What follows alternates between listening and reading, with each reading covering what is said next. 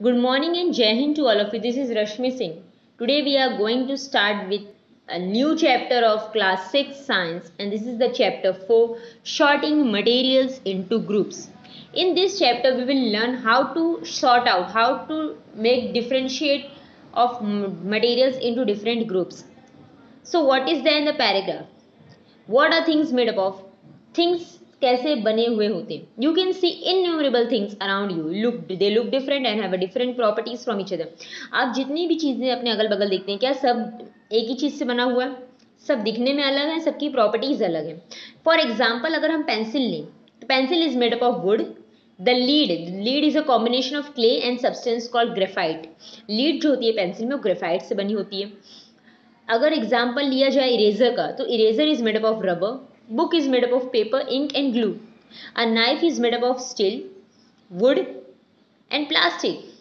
सो basically अगर आपसे पूछा जाए कि बच्चों मटेरियल्स क्या है, तो जिन चीज़ों से मिलकर कोई ऑब्जेक्ट प्रिपेयर किया जाता है वही तो मटेरियल हो गया. जैसे wood, steel, clay, graphite, paint, rubber, paper, ink, glue and plastic are the example of materials. Different different materials का यूज़ किया जाता है डिफरेंट ऑब्जेक्ट्स को प्रिपेयर करने के लिए. कभी कभी एक ही मटेरियल्स को अलग अलग ऑब्जेक्ट्स को प्रिपेयर करने के लिए यूज़ किया जाता है. For example steel is use to make knives, utensils, cars, buildings, bridges. भाई स्टील का यूज़ आप अलग अलग चीज़ों में कर सकते कि नहीं. Figure table 4.1 page number 34 there is given a box and in which you have to fill. The materials are given on the left side. An object made from the material you have to write on the right side. So first example is already given. Wood, plastic, cotton, paper, leather. तो आपको यहाँ करना क्या है, जैसे would किस किस object को बनाने में यूज किया जाता है आप इसमें फिल कर सकते हैं.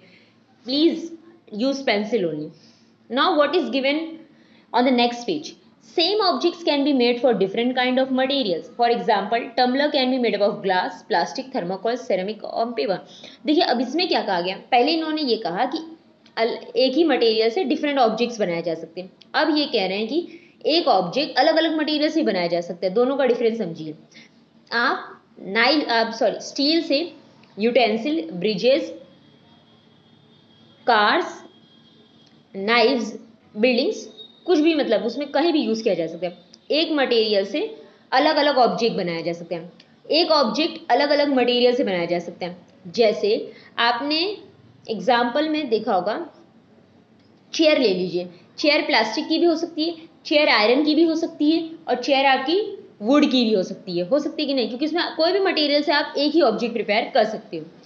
सो बेसिकली नेक्स्ट पॉइंट टेबल 4.2 में आपको दिया है ऑब्जेक्ट्स के लिए और minerals they are made up of. जैसे इन्होंने फर्स्ट एग्जांपल दे दिया है, आप सेकंड में अगर आप लिख दोगे चेयर तो आप फिर वुड, प्लास्टिक, मेटल लिख सकते हो या आयरन लिख दीजिएगा. थर्ड पॉइंट इन्होंने कहा है कि several objects can be made from the combination of several materials. अलग अलग ऑब्जेक्ट्स अलग अलग मटेरियल्स के कॉम्बिनेशन से भी मिल सकते हैं. जैसे पेंसिल का एग्जांपल ही ले लीजिए. पेंसिल में वुड का यूज भी किया गया है, ग्रेफाइट का भी यूज किया गया. बस ये डिपेंड करता है कि हमें कौन सी चीज कितनी लेनी है. How materials are like. We have talked about the large number of things around us. As we know, they have the properties different from each other. However, they are different properties which are common to all these things. All materials occupy space. The amount of space something occupies is called its volume. देखिए अब materials कैसे एक दूसरे से अलग होते हैं ये तो हम आगे पढ़ेंगे. अब यहाँ दो प्रॉपर्टीज होती है जो आपको सब में कॉमन मिलेगी. जितने भी मटेरियल्स होंगे उसमें सब आप में आपको दो प्रॉपर्टी कॉमन मिलेगी. पहली तो ये कि सारे मटेरियल्स स्पेस ऑक्यूपाई करते हैं और द वॉल्यूम इसमें बताया गया. The amount of space something occupies is called the volume. Amount of space मतलब उसने कितना स्पेस ऑक्यूपाइज किया है, यही उसका क्या हो जाता है, वॉल्यूम. क्या हो जाएगा, volume. You occupy more space than this book, so you have more volume than this book.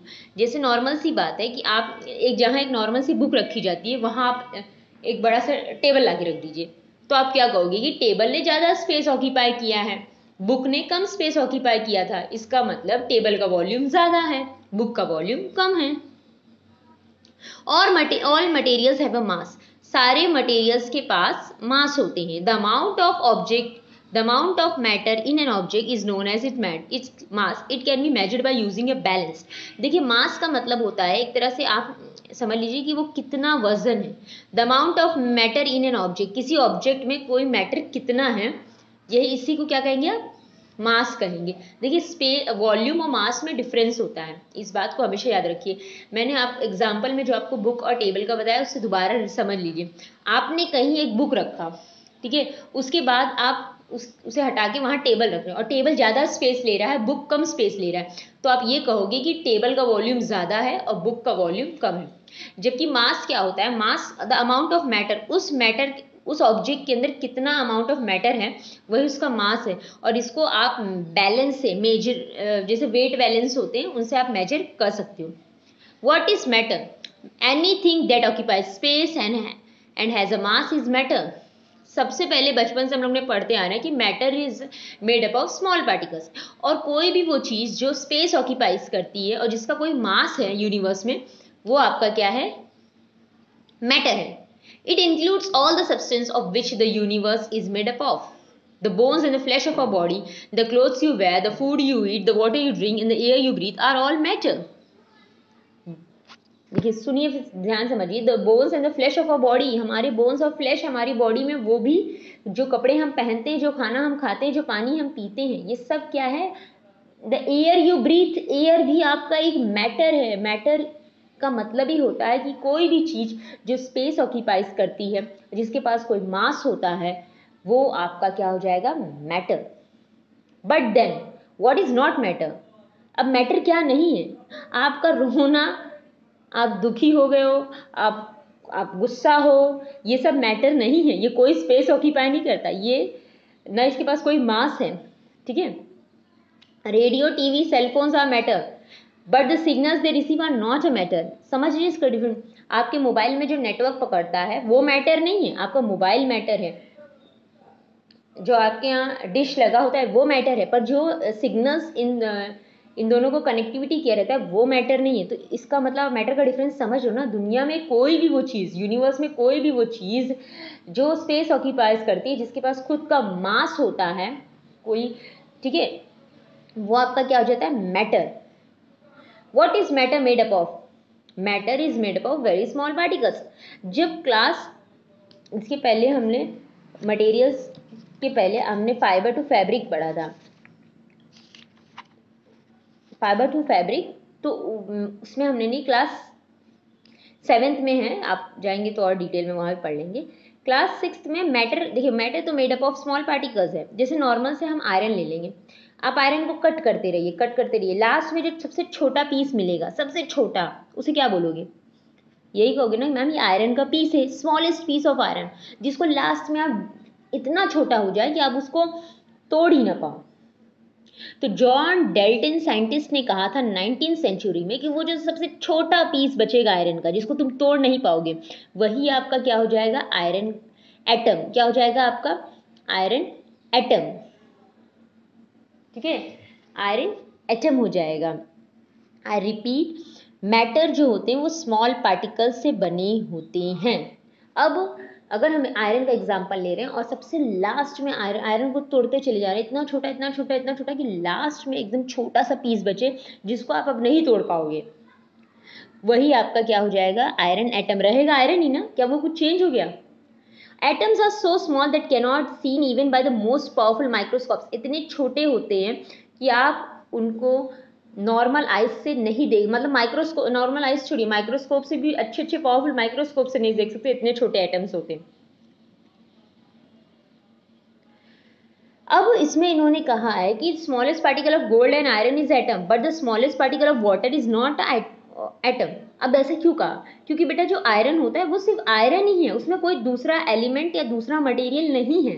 Gold में सिर्फ गोल्ड है, गोल्ड में कोई दूसरा मटेरियल एलिमेंट नहीं है जो प्योर गोल्ड होता है। बाद में आपकी जो ऑर्नामेंट्स बनाए जाते हैं उसमें तो मिक्स किया जाता है, पर नॉर्मली जो मेटल होता है वो, जैसे आयरन हो गया, गोल्ड हो गया, वो सिंगल एटम होता है, उसमें कोई दूसरा मटेरियल नहीं मिक्स होता।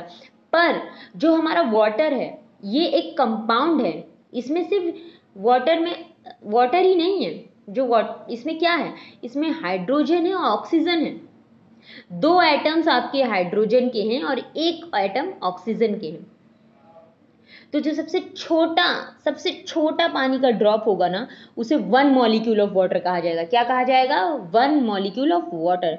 अभी आप इसे फर्स्ट टाइम पढ़ रहे हो ना, इसलिए तुम्हें थोड़ा अजीब लग रहा होगा, पर इसको समझने की कोशिश करिएगा।